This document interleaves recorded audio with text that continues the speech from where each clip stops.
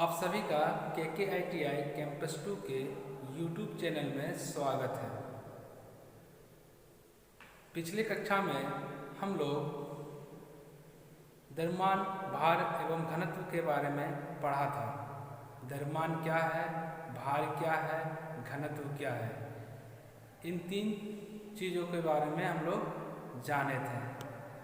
आज हम लोग विभिन्न पदार्थों के घनत्व के बारे में जानेंगे। तो आइए हम लोग कुछ पदार्थ लेते हैं और उन पदार्थों का घनत्व का मान क्या होता है उसको जानेंगे। तो आप लोग देख रहे होंगे बोर्ड पर कुछ पदार्थों का नाम दर्शाया गया है। पदार्थों के नाम के साथ उन पदार्थों का घनत्व डेंसिटी भी दिखाया गया है। डेंसिटी को हम लोग ग्राम पर सेंटीमीटर क्यूब में लिए हुए हैं। तो चलिए सबसे पहला पदार्थ आता है एल्युमिनियम। एल्युमिनियम का डेंसिटी घनत्व 2.712 होता है। ढालवा लोहा, जिसे कास्ट आयरन कहते हैं, ढालवा लोहा का घनत्व 6.82 होता है। आगे बढ़ते हैं तांबा, कॉपर का घनत्व 8.93 होता है। सोना, गोल्ड एक पदार्थ है, इसका घनत्व 19.32 होता है। लोहा का घनत्व 7.85 है। लेड, सीसा, इसका घनत्व 11.34 होता है। अब आते हैं निकिल का घनत्व 8.8 होता है। अब आते हैं चांदी का घनत्व 10.49 होता है। ये सभी पदार्थ का घनत्व डेंसिटी की जो इकाई होगी वो ग्राम पर सेंटीमीटर क्यूब होगा। आगे बढ़ने से हम पाते हैं इस्पात, स्टील, जिसका घनत्व 7.85 होता है। टीन, SN, इसका घनत्व 7.28 है। जिंक, जस्ता, जिसे हम लोग Zn सिंबल से जानते हैं, जिंक, इसका घनत्व 7.13 होता है। हीरा, डायमंड, इसका घनत्व 3.52 है। बिस्मथ 9.77 होता है। पीतल का घनत्व 8.47 है। हवा का घनत्व 0.0013 है। पारा, जिसका हम लोग घनत्व के रूप में 13.59 जानते हैं। जल का घनत्व 1.00 है। तो इन कुछ पदार्थों का हम लोग ने नाम बोर्ड पर दर्शाया। उसके बाद उस पदार्थ का घनत्व डेंसिटी जो ग्राम पर सेंटीमीटर क्यूब की इकाई के रूप में इन सभी पदार्थों का मान दर्शाया गया है। तो आप सभी विद्यार्थी इस सभी मान को याद कर लेना है। तो हम लोग विभिन्न पदार्थों का नाम एवं उनके घनत्व का मान ग्राम पर सेंटीमीटर क्यूब के रूप में जान गए हैं, पढ़ लिए हैं। अब हम लोग आपेक्षिक घनत्व, रिलेटिव डेंसिटी के बारे में जानेंगे।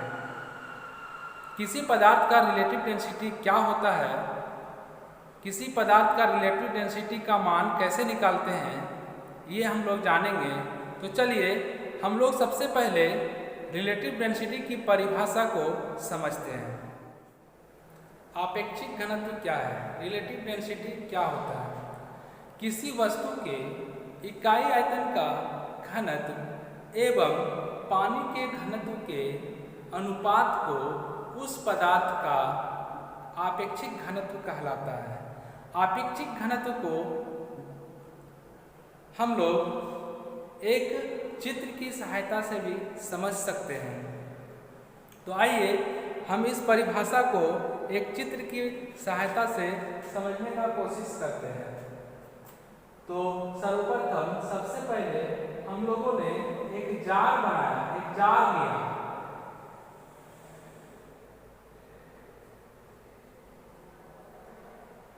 इस जार के अंदर कुछ मात्रा में पानी डालते हैं।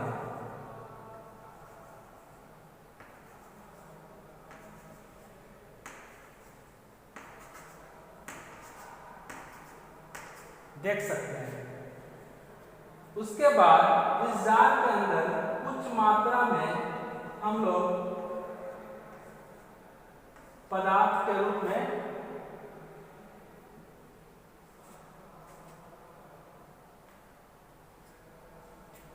पत्थर का टुकड़ा या और कुछ पदार्थ डाला।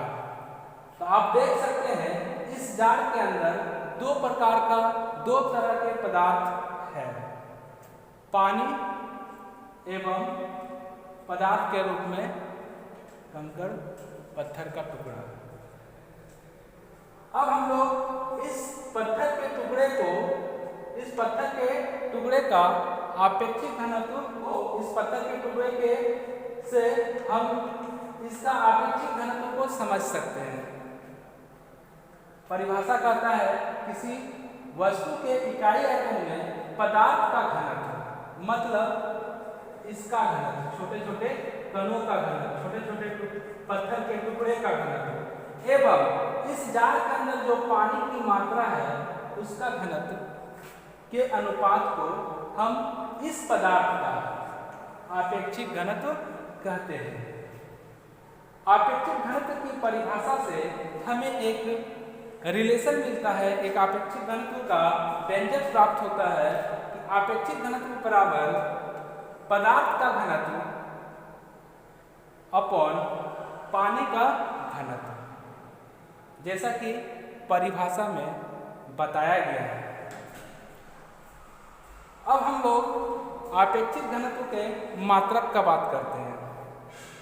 तो किसी पदार्थ का आपेक्षिक घनत्व मात्रकहीन होता है। मात्रकहीन क्यों होता है? आइए हम इसे समझते हैं। मात्रकहीन क्यों होता है? तो आप देख सकते हैं कि पदार्थ का घनत्व, तो पदार्थ के घनत्व का मात्रक होगा अनुपात के रूप में पानी का घनत्व। पानी का घनत्व का मात्रक होगा, जब दोनों का मात्रक अनुपात में है तो दोनों का मात्रक आपस में कट जाएगा। तो क्या प्राप्त होता है? हमें क्या मिलता है ना, उस पदार्थ का आपेक्षिक घनत्व की जो मात्रक होता है वो खत्म हो जाता है, समाप्त हो जाता है। इसलिए हम कह सकते हैं किसी भी पदार्थ का आपेक्षिक घनत्व का मात्रक नहीं होता है। आप लोग आपेक्षिक घनत्व को समझ गए होंगे, रिलेटिव डेंसिटी को समझ गए होंगे। अब हम लोग बात करेंगे किसी पदार्थ का आपेक्षिक घनत्व कैसे निकालते हैं, किस विधि से निकाला जाता है। तो किसी पदार्थ का आपेक्षिक घनत्व दो विधियों से निकाला जाता है। सर्वप्रथम आर्किमिडीज का सिद्धांत तथा दूसरा जो विधि है वो हाइड्रोमीटर द्वारा। तो ये दो विधि से किसी भी पदार्थ का आपेक्षिक घनत्व हम लोग निकाल सकते हैं। अगले क्लास के वीडियो में हम लोग पदार्थ का आपेक्षिक घनत्व ज्ञात करने की दो विधियों का वर्णन विस्तार पूर्वक करेंगे। तब तक के लिए आप हमारे चैनल में बने रहिए, वीडियो को लाइक कीजिए, शेयर कीजिए और आप नए हैं तो हमारे चैनल को सब्सक्राइब कीजिए। तब तक के लिए धन्यवाद।